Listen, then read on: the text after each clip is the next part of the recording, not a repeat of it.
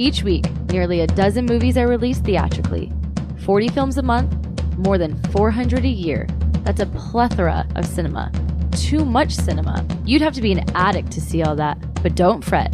We've got you covered. This is CinemAddicts. Hey everyone, what's up? It's a new episode, new week of CinemAddicts. This is CinemAddicts episode 268. Eric Holmes, how are you doing, buddy? Back problems, Greg. How's it going? Back problems. I sound weird. Do I sound weird to you? Do I sound okay? How's my mic? Do I sound all right? You sound great. You sound like the great fake Greg I expect to hear. I don't care about your back, Eric Holmes. I'm just worried about the show and the audio. That's it. Screw your back. Who cares if you can't walk? I'm kidding. Oh, my back is screwed. Don't worry about that. Oh, I'm sorry, Eric. Haven't you any tantric situations? Good. Can you go? Do they even say Far East now? Now that we have a different kind of party in the office, can we say Far East and get Oriental treatment? Can we say that now, Eric? What kind of treatment are you getting on the back? Any kind of situation? I can say that. I'm Asian, so I'm I was gonna say you can say that. I cannot, unless I'm talking about food. Then I can't. Okay. Yeah, Oriental fried chicken or something. Oriental, what's something? Some people use Oriental stuff anymore. Isn't that the rule? The Oriental is the thing, but Asian is the people or the location. I don't even know if people use the word. Look. There might be a lot more terms that's going to be now the next 4 years. I'm not getting political. I'm just saying there might be some terms that will be bandied about. But I think Oriental used to be part of the mixture of the food, Chinese food we used to eat, right? Eric, nothing wrong with that. Wait, you used to eat? Oh, still eat, of course. Yeah, still eat. It's good stuff. Nothing wrong with that, but there's something wrong with the back. Are you no doctors? Any way to heal it, or is it just a lot of R&R for you last week? Lots of stretching and old guy talk on cinematics. Old guy talk on cinematics. Now, all that preamble, CinemAddicts episode 268. We are covering the week of November 15th. Movies that are coming out this week. Also, Bruce Purkey over the Cinem-Attic, over the attic, over at Eric's domicile over there. He's still eating the kibble, maybe a little bit of people food. He has some reviews as well. He's reviewing a movie by Koreeda called Monster. That's a Blu-ray review, which will be on part 2 of CinemAddicts. We're going to get to part 2 in a second and what that's going to be about. So you're going to get a Monster Blu-ray review from Bruce Purkey. But for the specifics of this episode, you will get a review of My Old Ass. My gosh, Bruce Purkey reviewing a movie called My Old Ass. Have you heard anything about this, Eric Holmes, My Old Ass? I yeah, and that's very as Brian would say on Film Vault, apropos. Talking about my back problems earlier. Oh, sure. So it makes sense that someone's going to talk about their old ass.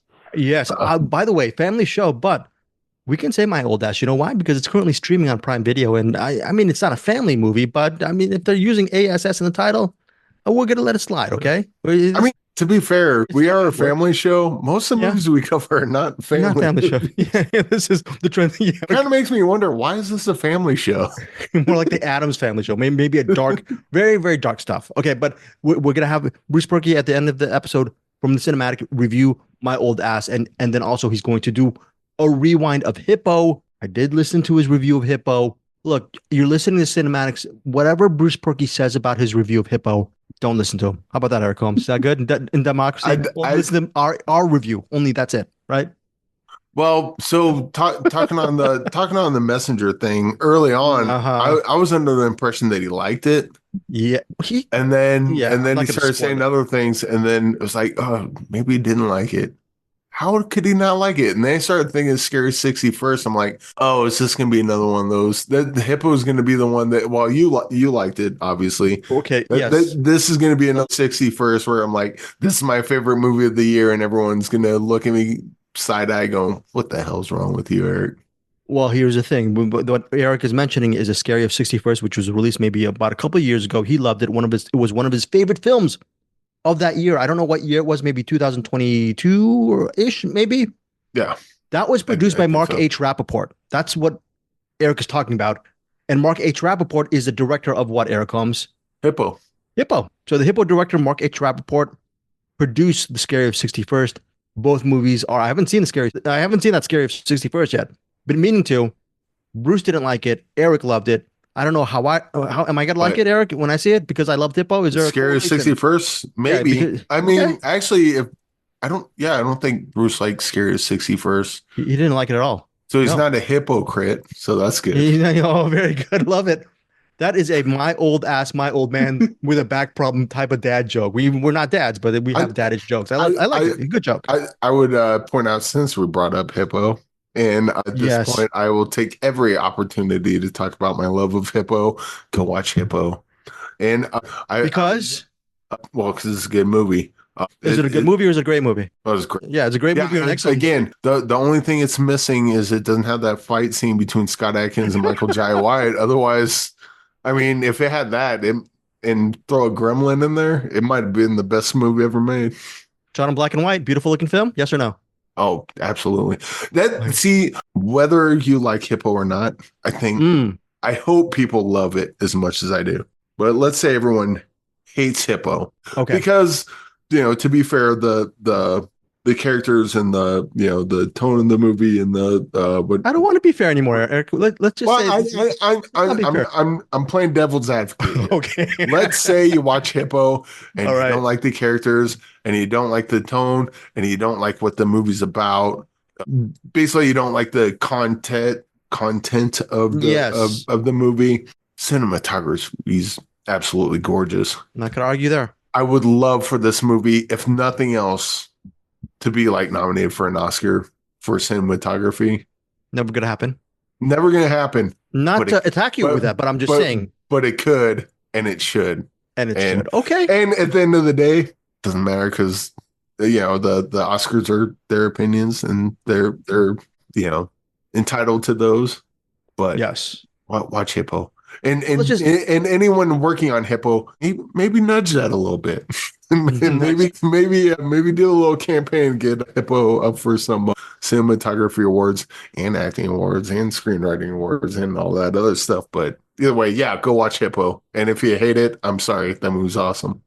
Okay, well, look, if you hate it, I'm going to echo what Eric said. Look, unfortunately, a lot of people listening to this podcast episode may not be able to watch Hippo currently because Hippo is playing at New York's Quad Cinema as we record this. We will give a link on the website so hopefully it will start playing in your neck of the woods. If not, maybe catch it on streaming. All I do know is Eric and I will be pumping Hippo until it gets to streaming. Okay, so this is sort of our Greg. This is a family show. We can't be talking about pumping hippos. Oh, right. No. I mean, pumping the ego of a hippo, right? There you go. Yeah, right. That's a family show. Very good. Eric Holmes, another great dad joke.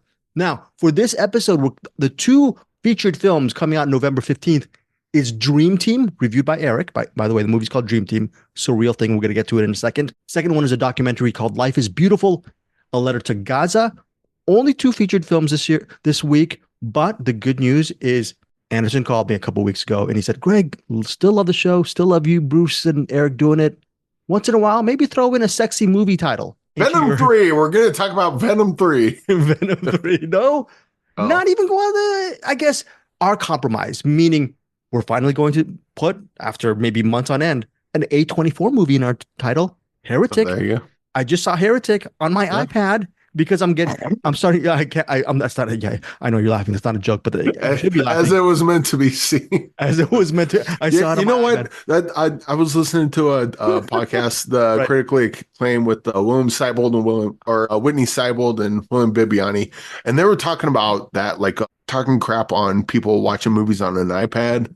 Oh, I'm sorry. Instead of in the theater. But they always make a great point. It's like when it plays in theater, if it plays in theater, it only does it for a short window. And for the rest of that movie's life, it'll always be playing streaming or video or wherever it's going to be. So a movie has to work as well on a phone as it does on the big screen. Granted, big screen's the preferred way to do it, but most people after that movie gets out of theaters, most people for the rest of existence will never watch it on the theater. I think that the fact of the matter is I'm sure millions of people have seen the desert sequences in Lawrence of Arabia on their respective iPhone. Okay. Yeah. And that's just the way it is. And does it work or does it not? Does it? Well, right. If you see a really small blip in the desert in the big screen, that's kind of cool. But if you see that small blip on your iPhone, not that cool, but it still does the effect. But I'm not defending my iPad viewing. On top of that, when you're watching the movie on your phone and you got right here, right? But then that's about how big the screen is when I'm sitting in the back of the theater. looking at the big screen because I'm not sitting in the front row looking straight up like that. Oh, you're at the back of the theater. Oh, very interesting. Very interesting. But anyway, so it's all about scale. Scale. Yeah. We'll see. Should you see Heretic in theaters? It's been out for about a week. So yeah, it's not a movie coming out on Friday, but I'll give you guys sort of an insight whether or not to see Heretic. There is a big caveat. There is a big sort of barrier to entry for Heretic, and I'm going to get to that review on this episode too. So we have a couple of really interesting movies. And there's a movie that Eric Holmes should see if he ever gets a time. We do still have that digital screener link, by the way, Eric Holmes. Do you love dogs? I do. Well, sometimes. I mean, those Shorzy and Pebbles can be a-holes sometimes. But right. For the most part, yes. For the most part. Your life is wrapped around just the dogs depend on you. You understand that dynamic of the human-dog relationship. Dog lovers out there, fellow Cinem-Atticts, if you love dogs, I'm going to be reviewing a movie called Hangdog. I'm going to tell you guys whether or not to see this indie film. Spoiler alert, so very, very good movie. In high school. Oh, really? Hangdog. Okay, we're going to get to Eric Holmes' nickname Hangdog. Maybe that might be more interesting than my movie review of Hangdog. We'll see that in a second. So ultimately, Eric Holmes only has one review for this episode, but there is a caveat to that. What's the flip side of that, Eric Holmes? I don't say, oh, Eric, you only have one review of the episode, but you're the defense. What's your answer to that? I'll probably have like 10 of them next week. Okay, very good. I watch a bunch of them this week. I cannot review one of them. So, well, you can review one of them right now, not the one of them next week. Yeah, but you can review this movie. There's a movie called Dream Team. It's quote an absurdist homage to 90s basic cable TV thrillers. It follows the episodic escapades of two hot, yes, that's what they said in this description, two hot West Coast Interpol agents, played by Esther Gorel and Alex Zhang Huntai. They uncover an international interspecies mystery involving psychic coral, a sexually suggestive scientist, and an invisible coworker with a very vindictive streak. Movie directed by Lev Kalman and Whitney Horn. It was shot on 16 millimeter. The 16 millimeter film opens Friday, November 15th, specifically at New York City's Metrograph or Metrograph NYC. Yes, we do cover a lot of indie-driven projects, mainly indie-driven projects over at CinemAddicts. Eric, you were the kind person to give Dream Team a shot. Is Dream Team a dreamy type of movie to watch? This movie's weird. So what it was sold to me as was basically like a Skinemax movie or maybe a Lifetime movie, something like that, or maybe like a combination of the two. A spoof of it, maybe a satire, maybe? No. Well, I assumed that it was them. It said homage, so I figured they were going to try to do that. Like, what was that Will Ferrell and Kristen Wiig movie that they did that was like a Lifetime movie, but they did it like right. They didn't do it like a spoof. They did it straight up, and that's where the comedy came from.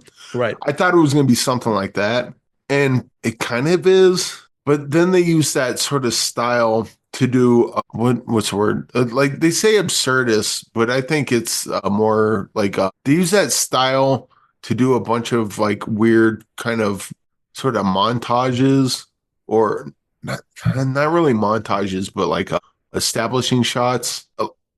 And so it kind of becomes almost dreamlike or like perhaps like a David Lynch movie at some points. So what's the word? Not absurdist, but surreal. Surrealist. There you go. Yeah. There's a lot of that in here. Okay. So the story is sort of a murder mystery, but the murder mystery involves killer coral. And it's also broken up into like air quote episodes because this is like supposed to be a abridged version of this TV show that you're watching. And you're watching like 8 episodes of it, which I guess isn't really an homage because if it's 90s, there's not going to be 8 episodes. It's probably going to be like 20 or 30 of them. Yeah. But I mean, it's an hour and a half long movie thereabouts. So you're not going to get 30 episodes in there, but they break them up into episodes, and this movie's weird. This movie's weird, almost impossible to describe. Kind of similar to Drive Back, trying to describe that area that they're driving through, and it's not a time loop, but it kind of is, but sort of not. that's kind of the problem I'm having describing this. I will say that watch it for sure. It's definitely a unique version of this type of movie.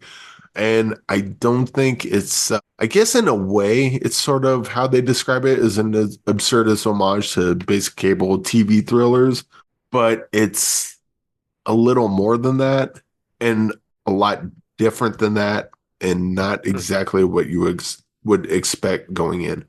Now, the absurdism is there because a lot of it is, I mean, you got Killer Coral, that's pretty absurd. The way the characters act and interact with each other, they definitely lean into that sort of aesthetic. But then it's the surrealist aspect of it that kind of, I don't know if I want to say elevates it, but makes it different than what I thought it was going to be. This is a very interesting movie. I don't know who's going to like it. There's going to be people that watch this and absolutely hate it, and I get that. But there are also going to be people that watch it just kind of leaning, going, what the hell is this thing? And then that's about all I got on it. Well, I've been talking a while about watching a movie after eating some portobello mushrooms. I think this is a movie. And I already watched it sober, so, I mean, I would be sober eating portobello mushrooms. But I think this is a movie I need to go back to and do another review on it. After after a meal of mushrooms, we'll eat some mushrooms and see what I come up with. But as it is right now, this movie is crazy, very unique, and look forward to watching it again. Sounds like a positive review. Final, what is your rating on Dream Team? And by the way, what do you think people will get from watching it on the big screen? We were talking earlier about watching on your iPhone or your iPad and the difference thereof. But what do you think? What would happen if you saw this watching this in theaters? Yeah. You're going to get something similar to if you saw Mother in theaters. Now, Dream Team and Mother are completely different types of movies, but I mean that in the sense that when I saw Mother in theaters, when I loved it, and when I walked out, I got to listen to everyone going, "What the hell was that? What movie did he bring me to? What the hell?" Like, and then there was like the odd person here. There's like, that was weird. That was awesome. Let's go watch that again tomorrow. You know, and so Dream Team's kind of in that same thing. You're gonna, if you watch it in theaters, I don't know if you're gonna get much more or less just watching it on the big screen, but you are going to get, if you're assuming you're not in the theater by yourself, assuming you're in the theater with a couple more people, you're gonna get certain reactions from people in the theater, and then once you leave, just kind of do a little people watching as they're exiting the theater and just like, honey, I think we need a divorce. I can't believe you're coming to that movie. Or I love that movie. So did I. Ooh, let's get married. Like this is that kind of movie. It's going to be pretty divisive,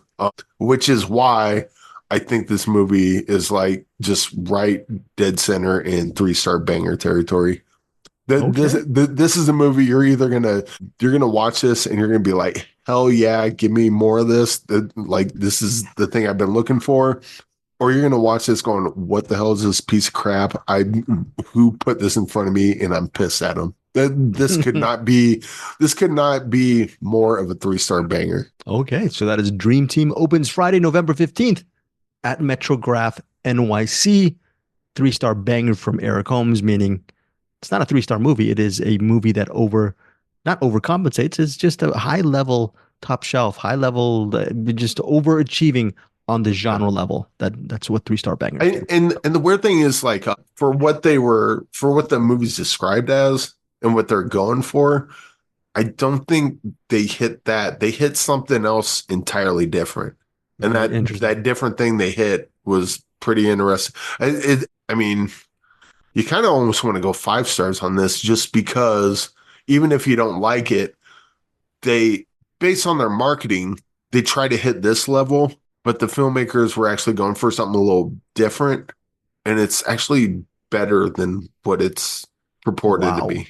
So was Eric Holmes' personal rating a 5-star thing, or is it 3-step back? I mean, that's why I say 3-star banger. For me, it's a 5-star movie. Other people will watch it and think it's a big old piece of crap and hate it. Okay, let's go Eric Holmes, 5 stars, but with the caveat of a 3-star banger, as if you go for the populist vote. How's that? Can we do that? 5 stars for Eric Holmes? No, I think 3-star banger is good because that kind of tells where people might sit on this. Okay. If you're in for different and absurd and surreal and interesting, you're going to be in for this. If you just want to just watch a movie, just something comforting or something, this is not that movie at all. Stay away from this. Okay, so Eric's rating is 3-star banger. That's your rating. Okay, cool. Even with a 5-star and 10, it's kind of Eric's rating was almost as weird as Dream Team. I don't know. Maybe I'll get to seeing this again. Directed by Lev Kalman and Whitney Horn. By the way, Esther Gorel, who's one of the agents, she was the main love interest in this movie called Call Me by Your Name some years back. So just very interesting movie fact regarding that. Next up is a movie, or actually a documentary called Life is Beautiful, A Letter to Gaza. Here's the plot synopsis. Stuck in the Arctic of Norway, actually specifically in the city of Tromsø.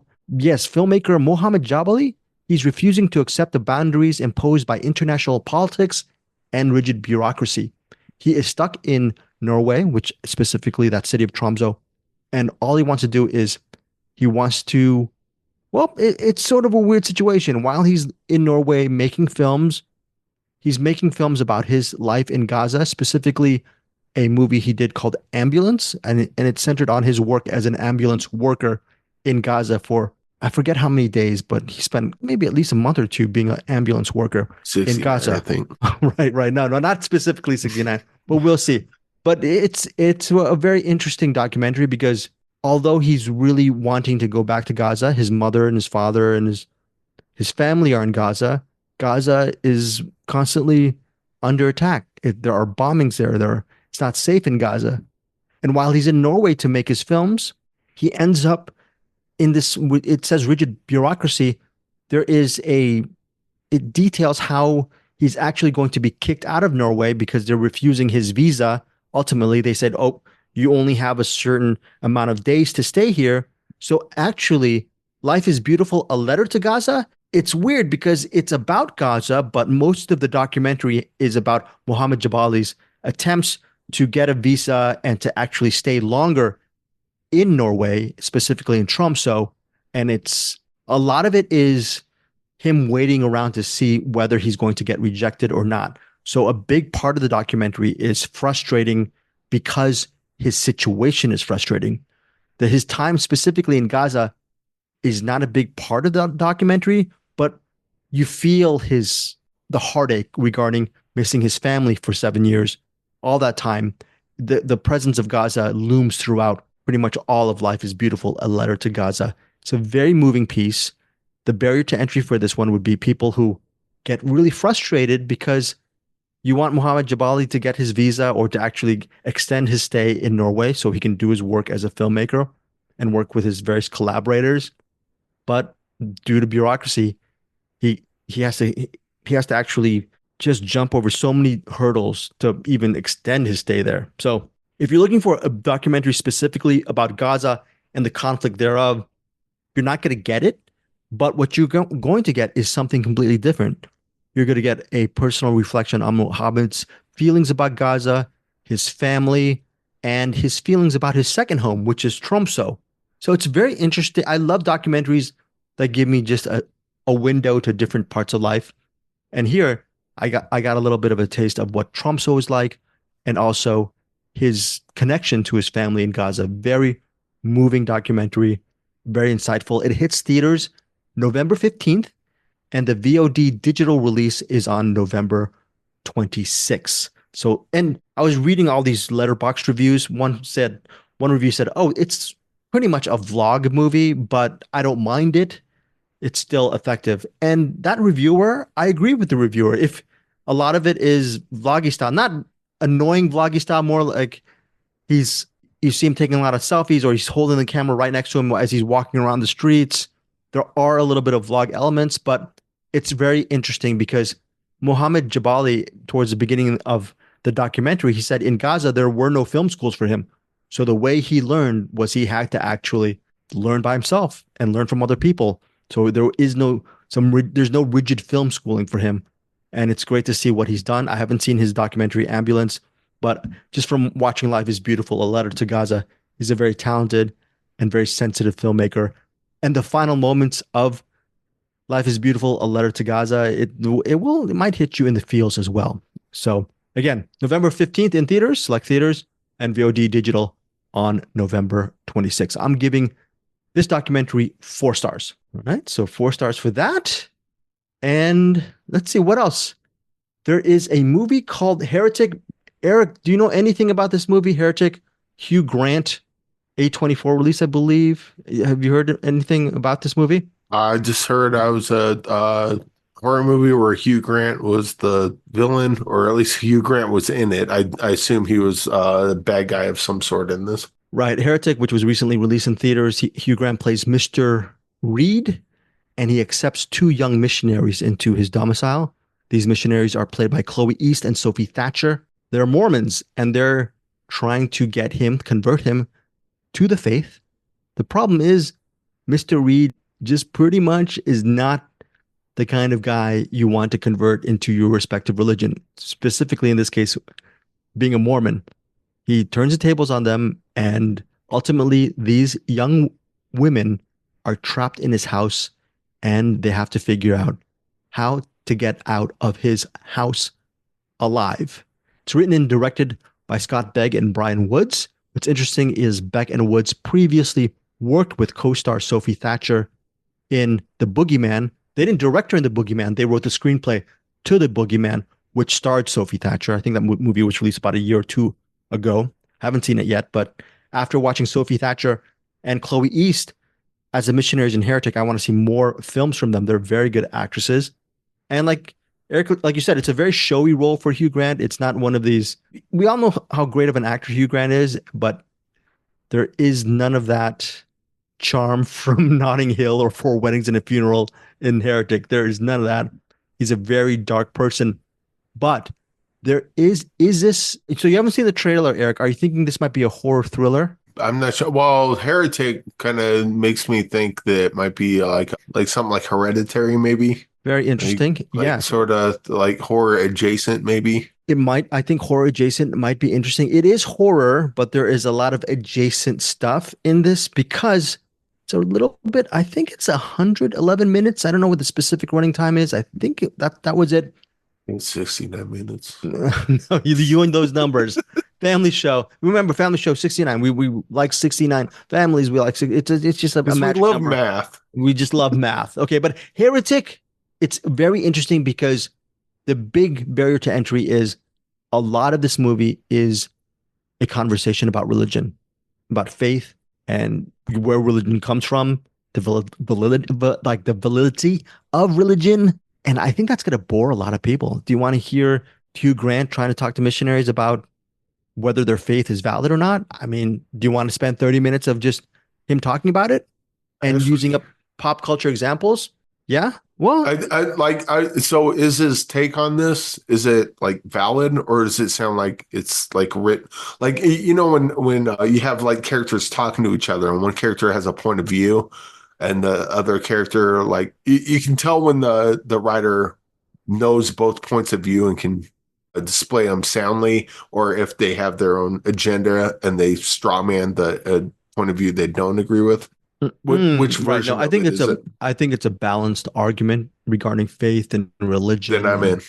That's very interesting. Yeah. And it uses a lot of pop culture references, which I'm not going to name because that will ruin a lot of Heretic. I think the joy or the interest part of Heretic is, at least for the first half, you want to see how this conversation goes among the two young women and Mr. Reed.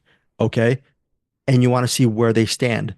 These missionaries are also different. One of them, the character played by Sophie Thatcher, is a little bit more assertive and is more ready to face Mr. Reed head on.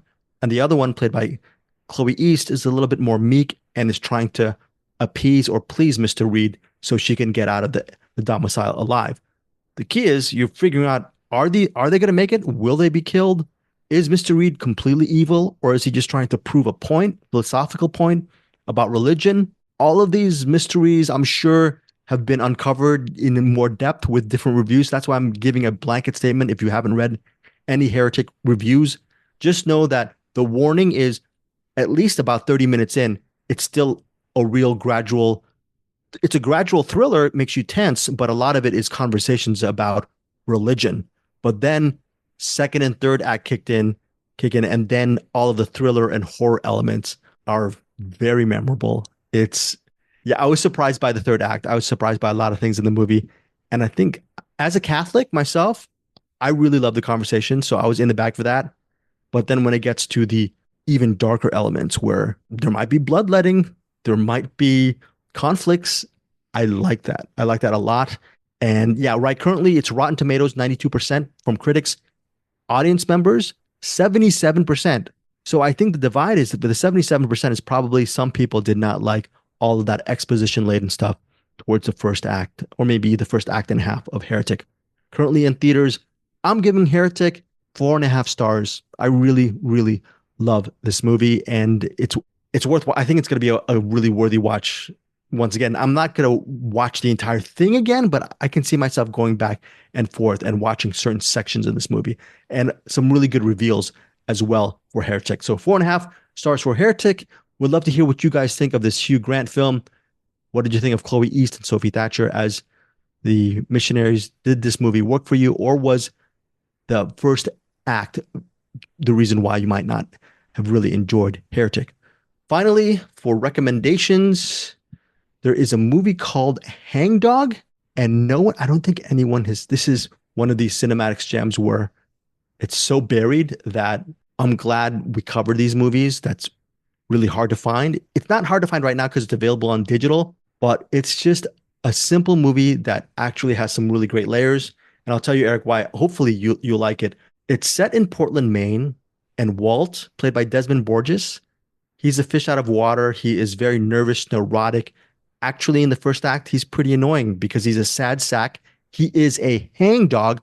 By the way, Eric, how did you get that nickname Hangdog? How did you get that nickname? That was a dumb joke.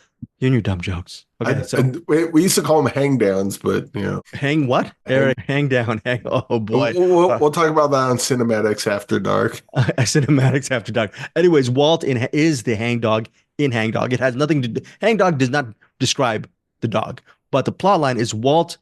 He lives in Portland, Maine with his girlfriend Wendy, played by Kelly O'Sullivan. Wendy's developing an app. She's looking for investments on her app, and she's going to have a big meeting. I think she's either going to New York or someplace that's not Portland, Maine. She's going to be gone for either the week or the weekend. And all Walt has to do is take care of their respective, I think they live in an apartment or a small home or something. Just take care of their property and make sure that their dog is taken on daily walks, and everything should be fine. The problem is Walt does not like the dog because the dog is very close to Wendy, and Walt thinks the fact that the dog sleeps on Walt and Wendy's bed every night, he thinks that's very intrudes on their love affair, on their relationship. Okay. And he's not really fond of this new dog. Okay. When Wendy leaves, he decides to go to a weed shop? What is it called, Eric? Just a marijuana shop? Is that what they're called? Head shops? Where they're selling pot and marijuana? They used to call it head shops when it was illegal. Now here where it is legal, and I think it's legal there too. I think they just call them dispensaries. Yeah. Okay, well, he's going to he needs some weed. He needs some pot. So Walt goes into this local area and he ties the dog outside by some kind of stop sign or sign. He's going to be gone for a couple minutes. He gets the blunt that he needs. Then the dog's gone. He had one freaking job and he lost the dog. Dude, you scared me. What happened? You said the dog was tied to a stop sign. It was called Hang Dog. I'm like, no, do not hang the dog. No. That's where my brain was going. Like, I'm not watching this movie. No, so the dog is gone, and the rest of the narrative has Walt on this seeming wild goose chase to find the dog. Because if he doesn't find the dog, well, most importantly, something bad didn't happen to the dog. Hopefully not. Number two, he might lose his relationship with his girlfriend. I mean, sounds like it's kind of going that way to begin with. But Well, the thing with Walt is he doesn't have a job in Portland, Maine. He's not very passionate about what he's doing, and he is a hangdog. He is very sad about his state in life, and he's seeing his girlfriend being more successful and goal-oriented than he is, and he just feels so inadequate. And he lets that inadequacy really take over his life. And then it just compounds because he lost the dog. He's in a very bad mental state. And now it's just compounded by losing the dog. The rest of Hangdog, however, which you think it's a simple plot. It's directed by Matt Casella and written by his wife, Jen Cordery. Matt Casella is also the editor of Hangdog. What makes this movie so special for me is there are a couple of people that Walt meets along his search for the dog. There's the next door neighbor, who is fantastic. She's probably a woman in her late 60s, early 70s, maybe a retiree. And their section is they just hang out and talk about their lives, drinking beer. And that hang section of Hangdog is awesome. And then ultimately Walt has to go to, I think, an island off of Maine, a different island where he gets a lead of where his dog could possibly be. And then he gets into this whole possible criminal conspiracy over what happened to his dog. And then on his journey in that island, he meets an elderly man who also, well, he drinks bourbon with the man and they get to talking about their own lives. So Hangdog is one big hang of a movie with this guy who's so neurotic and he's so insular that throughout the narrative, you get to see how he gets to meet these two different people who have respectively an impact on his life in a very subtle and beautiful fashion. This is a movie about just finding friends in all the not wrong places, in all the just most surreal places. And if you love dogs, it's also very touching. And it looks like one of these really inconsequential indie films, but I found it to be very moving towards the end. There's a very well-written scene where we get to have a final confrontation between Walt and his girlfriend, Wendy, that is very well done. And amidst all this comedy, you have some really great insights on life. Hangdog is a movie that I want to actually own on digital. It's one of those movies that has a high rewatchability factor. And I hope, Eric, you get the chance to give this movie a shot. Hangdog, currently on digital. I'm giving the movie 4.5 stars, 4.5 out of 5. This was my big surprise of the week. Why? Because the publicist of Hangdog, I'm going to tell you this, I've been putting this movie off for the last several weeks. It hit digital late October. Several weeks later, I go, okay, I'll give this. I like the PR person. She's a really great person. I ended up watching it, and I almost teared up towards the end, and I loved these conversations. So it's a very good story, and I'm going to put the Amazon link for you guys to hopefully give this one a shot. As much as Eric and I love Hippo, I think Hangdog might be a little bit of a broader.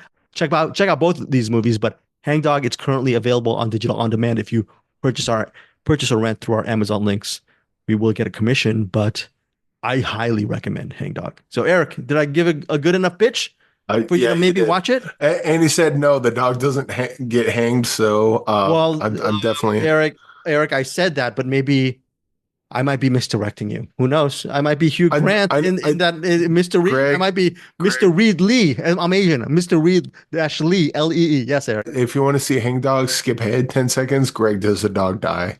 Spoilers. Well, let's just say no. That's a yes. Damn it. I'm not going to watch. No. Well, anyways, we'd love to hear what you guys think of any of these movies that we covered this week. Eric Holmes, anything you want to say before we get out of here? You know what? I do. This is probably something we probably should have brought up at the top of the show. But I'm sorry. Tell us about your voiceover work working for the Shark Tank YouTube. Oh my gosh. We should have that. Eric, how did you find that? There was like a Shark Tank reel or actually TikTok thing. And then you watch these things. I just watch Shark Tank episodes on YouTube, and they're fun. And then the reels come up. I'm like, I click on it. I'm like, and there's a bunch of them, by the way. And I clicked on one. It was like, that sounds like Greg. That sounds a lot like Greg. And then another, and I just kind of let it go. And then another reel popped up. I'm like, oh, I like that episode. I clicked on the reel. I'm like, that's Greg. And then that's when I sent it to you. It sounds that kind of like me. That doesn't sound kind of like you. That's you. That sounds exactly like you, to the point where I'm like, if they use like AI, right? If they use AI to do those reels, that is your voice. And I don't know if you're familiar with Shark Tank, but that's they're all millionaires and Mark Cuban's a billionaire. Yeah. I might look into that. Well, maybe I'll put a link on one of these reels so you guys can actually. I might look into that, Greg. Be like, okay. Hey, yeah, you use AI, which cribbed my voice from all the mini podcasts and interviews I've done over the decades at this point. That's so funny. And, yeah, cross my palms with silver, you sons of bees. I mean, Greg, you're a person. I sing a song. And you're worried about copyright strike. They literally stole your voice through AI, and you're like, that might be all right. No, Greg. Right. Yeah, get on that. Get on that. Well, look, Eric Holmes will on a Google Doc. He's going to put a couple of these YouTube links. I'm gonna on our show notes. Tell us if the person on these reels is actually the AI version of. Yes, I'm saying it myself in the third person. Is the AI version of Greg Srisavasdi? We also forget. So yeah, hit us up. Tell us what you think if I should do something about it. But before we get out of here, Steven Schrock, he is a CinemAddicts Patreon member. Thank you, Steven, for being a Patreon member. It's his turn this month. We have 2 movies for our CinemAddicts Patreon. We're covering the year 2000. Eric Holmes, can you tell our listeners what 2 movies from 2000 we are reviewing this month? Well, I can tell them about one of them because I've seen one of them. Chopper. Okay. Chopper. Okay. If you have not seen Chopper, get ready. This movie's awesome. Now, Croupier. Very good. Not familiar. So we'll have one that I'm very familiar with and excited to talk about. And another one was like, this is a complete mystery box. I have no idea what this is going to be. Well, I'm pretty excited about that. Do you want me to say anything about Croupier, or do you just want to open the box yourself? I just want to see what's in the box. What's in the box? What's in the bleeping box? I missed that. Well, who was the idiot who did? Oh, that was me. That was me who stopped the box. What? I missed it. How long has it been? Maybe 2 years into what's in the bleeping box? Me and those copyright strikes. I do want to point out. I can't talk about it now, but I do want to give a little taste of what's to come next week.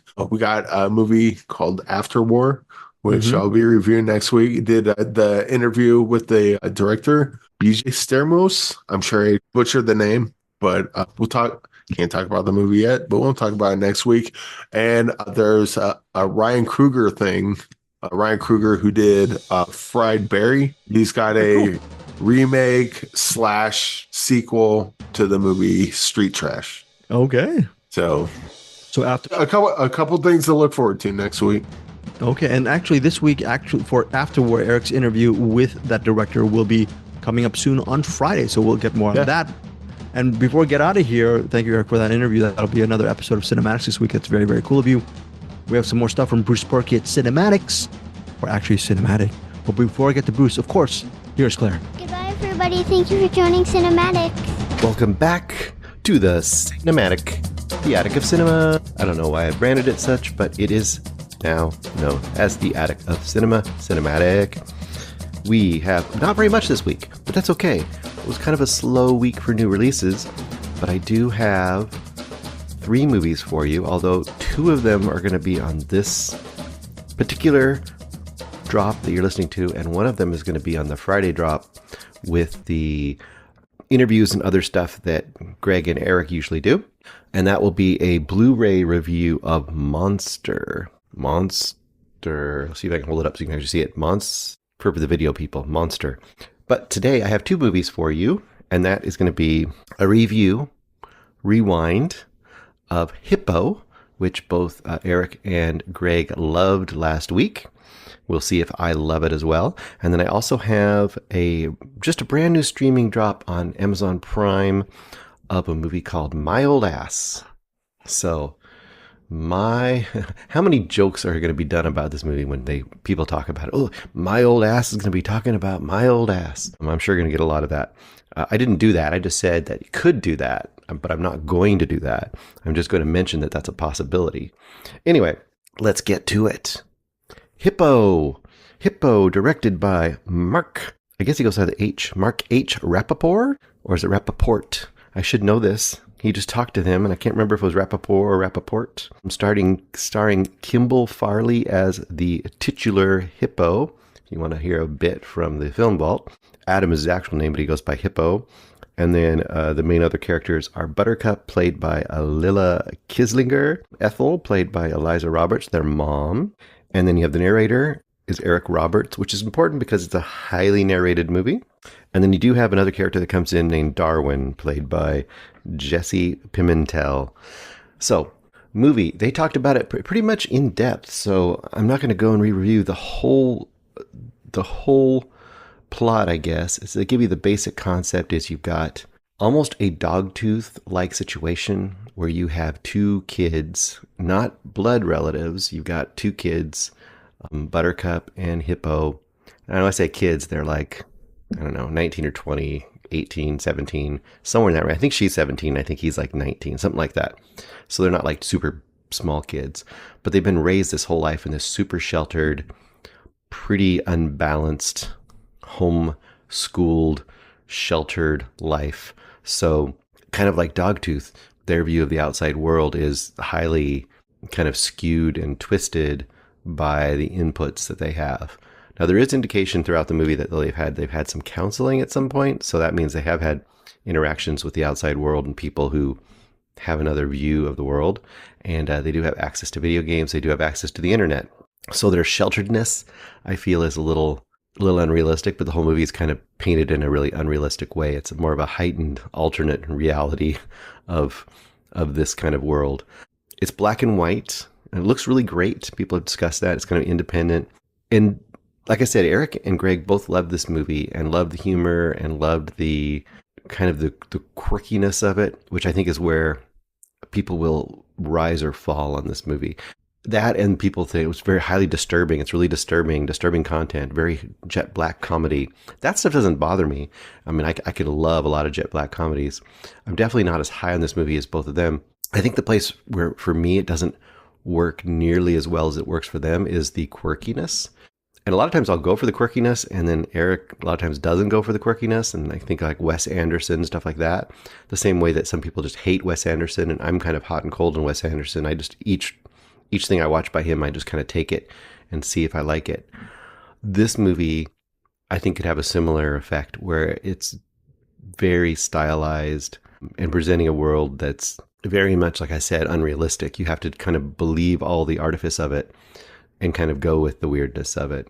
I guess the way I approach this movie, and I said before, Dogtooth, but it's like Dogtooth with Napoleon Dynamite, because it almost has that, like, here's this super awkward incel, nerdy, like overly confident kid who's created this fantasy world around himself, but also has channeled it into almost these school shooter style of I don't know, outward aggression towards the world. And in that sense, it is really interesting, but it's something about it just overall didn't gel too much for me.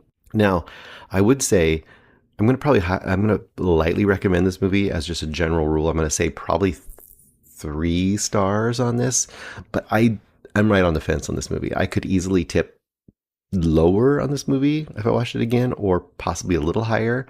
I just felt a lot of times this movie was kind of an edgelordy sort of movie where it's kind of trying to be edgy. It's trying to be disturbing. It's trying to get to you, trying to shock you. And I think almost all the times it was doing that, I didn't really work for me because it was just too over the top. But then other times, and I'm being so vague, I'm sorry. And then other times when I thought it needed to be more shocking or more in your face or more confrontational, I just wasn't sure exactly what I was supposed to get from it. I know it's just supposed to straight up be a comedy, but I also had a feeling this is the kind of movie where you are teetering. Are we laughing at the people or are we laughing at the situation? So I felt there was a little bit of an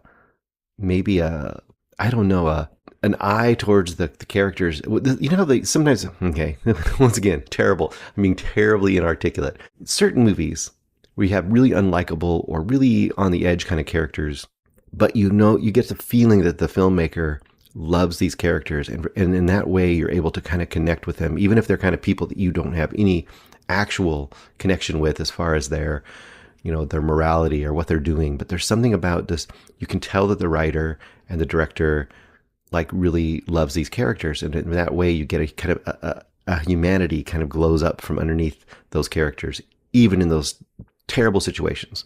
This is kind of feels the opposite to me, where I feel like the actor and not the actor, but the director and the writer, even though I guess the main actor was a co-writer, I think probably just more in ideas.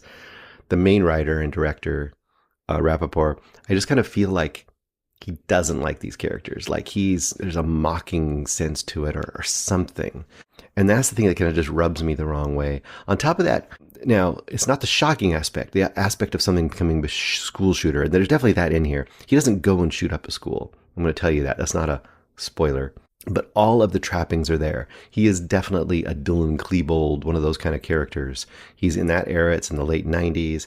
He's got all the trappings, the way he dresses up, the way he's kind of creates this whole mythos around himself and kind of sees himself as something way bigger than he is, but also has been kind of abused in his household in various ways, and how he's affected by video games. All that stuff is very self-consciously pointing to that kind of school shootery thing, especially in the late 90s.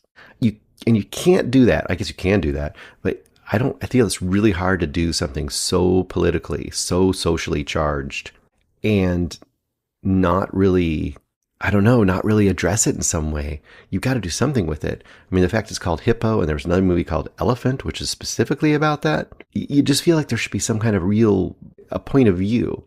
And the point of view, to me, in this one is almost the opposite of... The point of view is almost like, hey, the only thing that creates these sort of people are an absolutely unbalanced, mentally unstable lifestyle. The mom is literally off her meds of some sort. She probably should be in some sort of controlled care. She is shown as being highly inappropriate and highly abusive. The only people they interact with is literally like a pedophile guy that comes to their house. The daughter is shown as like a woman child who has no understanding of herself or the world. It kind of belittles her in a lot of ways, even though she should be the main character. She isn't even named as the main character. It's Hippo. So obviously that they don't care about her that much, even though when you look at it, it really should be her story. Hippo itself is indicated to have been on some kind of a mental care and off of that as well. So I think it's kind of saying like, oh, look, that's what causes this sort of things. And of course, that is a big part of the debate around, shooters and stuff, is that, hey, we're just, as long as we can take care of mental care, we're good to go. Like all the other stuff doesn't matter. And I know that's not the point of this movie, but it's the core of this movie. And you're kind of doing something really, I feel like it comes out irresponsible and just flip in this just movie. And I'm not shocked by it. I think that you're just shocked, but you just can't handle it. It's like, no, I just think it's just doing something that just is just kind of icky and distasteful and not very funny. Like I said, I'll give it 3 stars because there is some moments in this. I think specifically where Darwin comes to her house and they have the outsider in their world in this kind of family dinner thing, almost as a short sequence of its own. The awkwardness there, I think, does really work pretty well and is kind of the core of the style of this movie. And if you like that, you'll probably really enjoy this movie. But I just couldn't get over some of the other stuff, and it just kept nagging at me. And like I said, it's dragging me away from recommending it as opposed to toward recommending it. I guess this is recommended highly to the people who like both quirky and super dark comedies. I think if you like those, definitely give this a chance. This might just hit it out of the park for you. For me, it barely made it across the base. So 3 stars for me for Hippo. I guess listen to the other guys and listen to their review. Maybe they're way more on point on this, but I can't help but feel there's going to be a lot of people in my camp too that watch this and just kind of go, ew, not quite, didn't quite do it. All right. The other movie that I've got for this week is going to be My Old Ass. I'm going to turn my page here. That's the thing about having notes in a book. Don't you have a book? I have a giant book here. Everyone's seen this book, I think, but there's a bunch of stickers on it that Joseph Bridges sent me. I enjoy them. See, go solo, go goals, Mondo, enemies, reading rad. There's a bunch of stuff on there. There is a vinegar syndrome sticker he sent. Pretty cool. I need to send some stuff back to Mr. Joseph Bridges. He deserves it. He's quite a contributor in a lot of ways in this whole Cinematics world. Anyway, My Old Ass. My Old Ass, now on Prime, directed by Megan Park. I don't believe this was in the theaters very long. Probably partially for the name. The name's a big joke that's displayed in the movie.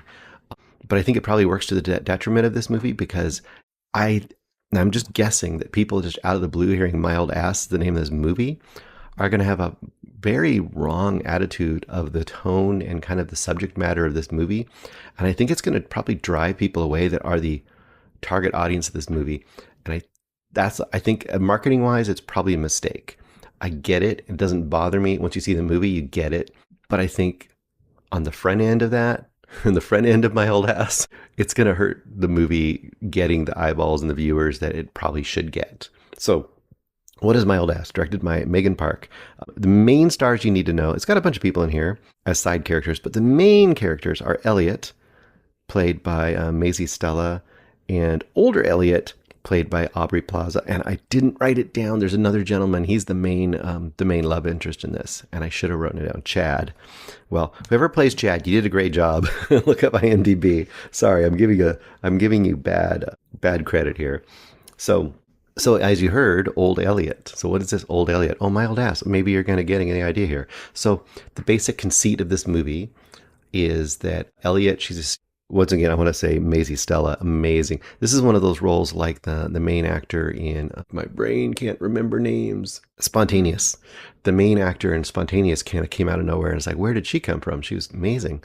Maisie Stella is kind of like that in this movie. She has to really carry this movie, and I don't know who she is, but she's got who she was before this. I was not a follower of her. She's got great charisma and great energy in this movie, and you would think Aubrey Plaza, which obviously is much more of a name star, would be the selling point, but Maisie Stella has to really pull it off in this movie to keep you there, and she does. So what it is the Elliot character, it's like the summer before college, so kind of a classic, coming of age sort of a setup, summer before college. She's with all her friends. She is just kind of living her life and very outgoing, even to the point that she kind of isn't like really doing much with her family. She's just about her friends and her, kind of, having flings with different people, guys and girls, mostly girls, and just kind of living her life and just sowing her oats. And her friends all take her out. They go out into the woods and they're going to do shrooms. And they do, and they're all tripping. And her way of tripping is that she magically sees her older self. And of course, she thinks she's just having this, hallucination as she has this elongated conversation with her older self, played by Aubrey Plaza, which comes where the My Old Ass comes from. And you get that interaction. And of course, she just assumes that once she comes out of that trip, that was just all something that happened in her head. But lo and behold, there really was some kind of a communication between her and her future self.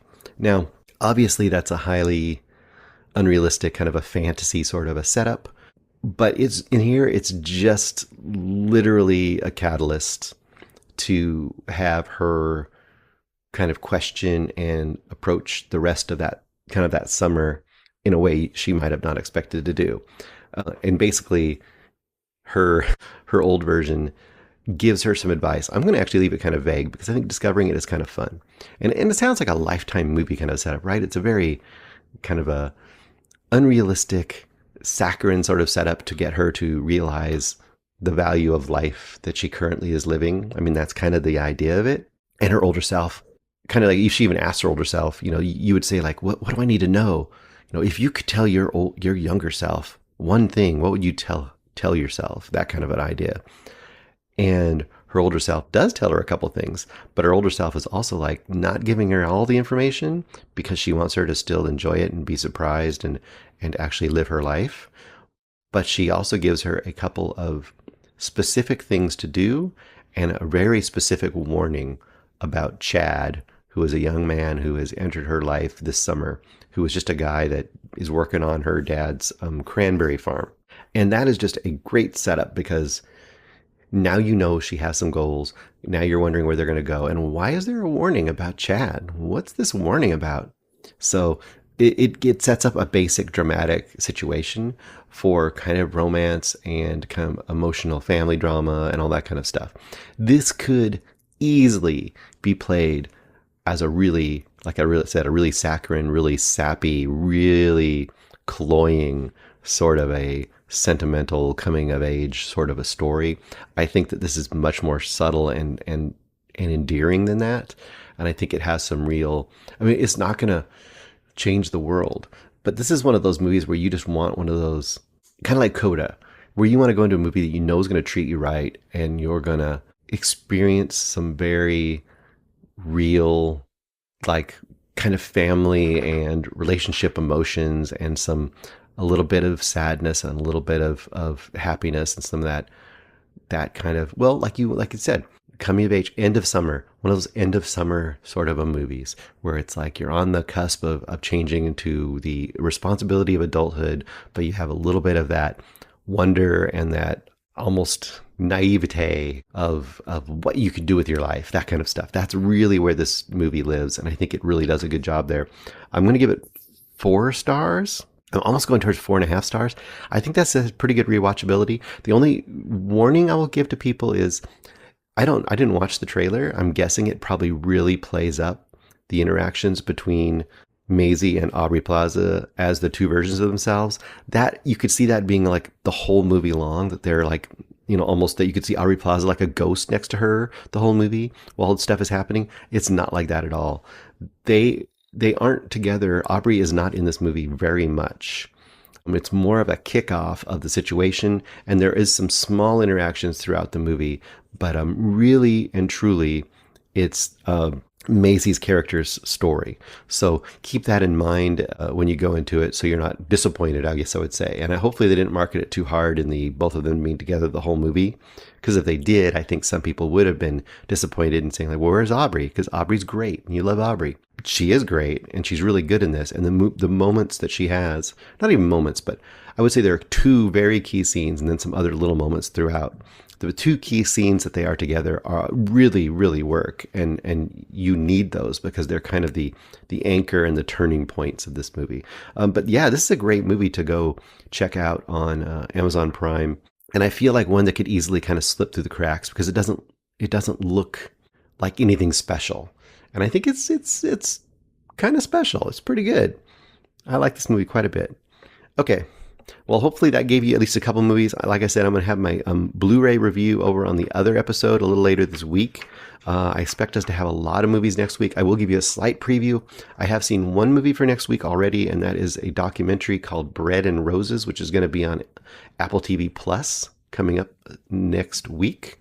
And that is a documentary about the plight of women in Kabul, Afghanistan in the last 3-4 years since the Taliban retook over, and you can probably guess that their life is not great, and we'll talk about it then, but I look forward to that, and hopefully you'll hear my review and Greg and Eric's interviews and reviews on the other side on the next episode later this week. Later. All right, here is my review of Monster, the Blu-ray. Thank you very much to Well Go USA. I think they were the ones that gave us a review copy of Monster. I wish I could get this to focus. My camera's not very good. Sorry, guys. Yeah, it's pretty good. All right. Monster Blu-ray review, directed by Koreeda Hirokazu. If you don't know Koreeda's movies, this is one of those directors. There's a few directors like this, and I think we all probably have those. Even us who love movies even more than people who don't. People don't love movies, just watch movies and want to see certain movies. People who love movies have a tendency to be like, oh my gosh, I should have seen more movies by Ozu or more movies by pick your director, Kurosawa.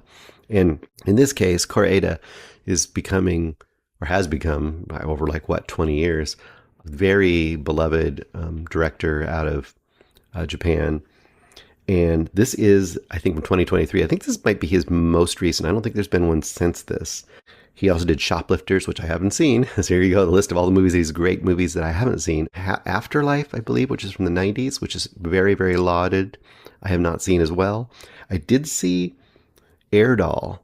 We had I guess there's a re-release of Air Doll a couple of years ago, and we got a screener of Air Doll, and that was a really unique and interesting movie about a blow-up doll coming to life, essentially, and her relationship with the world and her owner. And you would think that sounds really, well, let's just say it was really unique and unusual. But that was a good movie, and we had a good time talking about that movie. Anyway, this movie is Monster. There's a whole bunch of characters in here. It's gonna be rough. You have two little boys, basically. Minato, played by Soya Kurakawa, and his mother, which is Saori, played by Sakura Ando. And then you have another little boy named Yori, played by Hinata Hiragi. And then you have a teacher, Mr. Hori, played by Aita Nagayama. So basic concept of this movie is you have a young boy. Both these boys are, I'm going to say what grade they're in. Probably like around 5th or 6th, 7th grade. They're kind of in that almost coming into teenager years. And the young boy, the main young boy, which is Minato, him and his mom are living together. The dad had died recently. So you can tell he's not, I wouldn't say disturbed, but you can say he's kind of withdrawn. And right out of the movie kind of starts with an arson. There's been a huge building is burning. And you're not sure if he caused it or somebody else he knows caused it, but you watch the movie at the beginning, and he's watching it and he goes home. And very early on, you get the idea that he's a little troubled. He's withdrawn. Something's not right with him. And he comes home and his ears hurt from school. He's missing a shoe and he can't really say what happened to it. When his mom asks him questions, he kind of doesn't answer very fully. And you're not sure what's going on with him. And you almost get the feeling at the beginning of this movie that it is we need to talk about Kevin kind of a thing. Like he might be really disturbed. He might be really withdrawn and living in an internal world that's acting out in bad ways. And his mom, though, early on is concerned about him and thinks that possibly his teacher has abused him, and that's how he's getting hurt at school. And she kind of goes to the school to confront that with the administrators, the principal and the various administrators and teachers at school. Once again, I feel like I'm giving away the whole story. I'm not. Don't worry. This is like the basic setup of the situation. And she goes there and she gets like the most political, most non-answer from the administration, and maddeningly so. Like you can imagine if you think your kid is being abused physically, like hit and beaten or hurt by a teacher, and you go take it to the school and they're just like, oh, we take this very seriously. We will definitely look into it. That kind of an attitude, that would not probably sit very well with most parents, and it doesn't sit well with her. And she's just highly upset about it. And she's wanting to make things happen. And that's your setup, right? And you think that this movie is going that direction. You know, what's wrong with the kid? What's happening to the kid? Is he being hurt by this teacher? Isn't he being hurt by the teacher? Is someone bullying him? That kind of a thing. And that's going to be your through line. But the movie doesn't go that way. And I think that's a real common trait. What I understand from Korean movies is that first impressions, or what you see at first, or your assumptions about how the way something is, are constantly kind of upended and overturned in these movies, and they're much more complex. The first thing you see is often not the true or full story, and that's kind of what you're getting with this movie as well. And essentially it ends up becoming a bit of a Rashomon style movie. You say Rashomon style movie now, and it's kind of the shorthand, right? You have different kind of movies like you have time loop movies. It's become a thing now. Well, Rashomon movies have become a thing too, where you have a particular event that you see from 5 or 4 or 3 different points of view. This one, you don't have a particular event per se. You don't have one particular event, but more the approach is you have kind of a set of events, a kind of a relationship that you think is one way. So for example, I'll give you the idea that you're following, Minato, and you have an idea of what's going on with him in general based on him and his interactions with his mom. And then as this teacher gets drawn into it, you get a whole other version of those events and the world from the point of view of what's happening with the teacher. Because as you can imagine, if a teacher is being accused of physically abusing a child, that's a big thing. That'll come up really strong in their life. So you see what happens from that point of view. And then you start seeing what happens from the point of view of his friend and himself. So when it's just the two kids together, and it becomes this very complicated interaction and societal view of, boy, I don't even want to say, if it'll kind of ruin certain things about this movie. Let's just say this is a very humanist, very gentle, very incisive, insightful view of what it means to be a kid, especially, but what it means to live in the world. Like the way we go through the world and the way people view us and view our actions in one way and are only seeing one angle of our lives, and everything is judged off that angle, when the complexity of what's actually occurring in somebody's life is much bigger than that angle that's seen only once. And so much, it also kind of gets into that idea of how the world will kind of label you or totally judge you based on that one angle and not even care to know the other side of things, and how important it is to kind of sit back and view things from all the sides, and how that really gives you a much more rounded and complex view of the actual situations. It's quite a great movie.